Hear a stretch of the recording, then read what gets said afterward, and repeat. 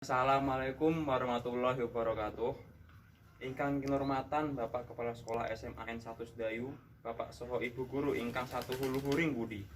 Lan ingkang kula tresnani sanget kanca-kanca ugi Kang Mas lan Mbak kelas sedaya. Ingkang rumiyin mugi kita sedaya sami-sami ngraosaken puji lan syukur ngarsanipun Gusti Allah ingkang Maha Agung saengga ing wektu punika lan boten wonten alangga punapa-punapa. Ing wektu punika kula badhe pidhato ingkang temanipun mangerti dinten Kartini. Bapak utawa Ibu lan kanca-kanca sedaya mesti sampun ngerti sapa kuwi Kartini lan apa wae jasane tumrap bangsa lan negara, khususipun dumateng tiyang estri.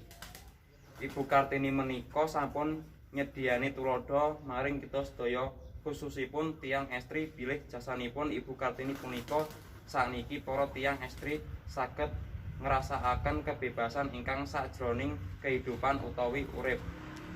Ndek biyen niku sik jenenge tiyang wadon gayange nggih namung ten griya ugi nglayani bojonipun piyambak.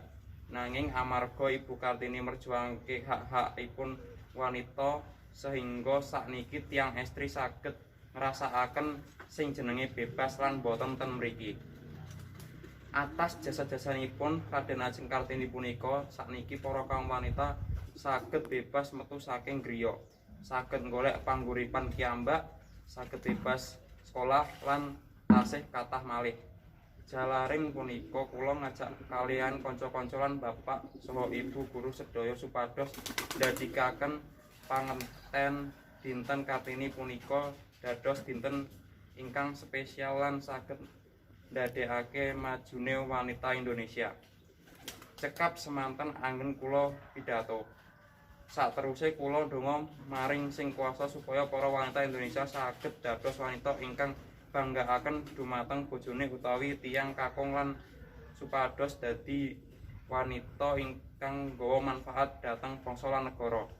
Cekap semanten anggen kula matur. Nggawa kupat dinggo riyaya, menawa lepat nyuwun pangapura. Semoga dadiya pidhato niki nggawa manfaat dumateng sedayanipun. Billahi taufik wal hidayah. Wassalamualaikum warahmatullahi wabarakatuh.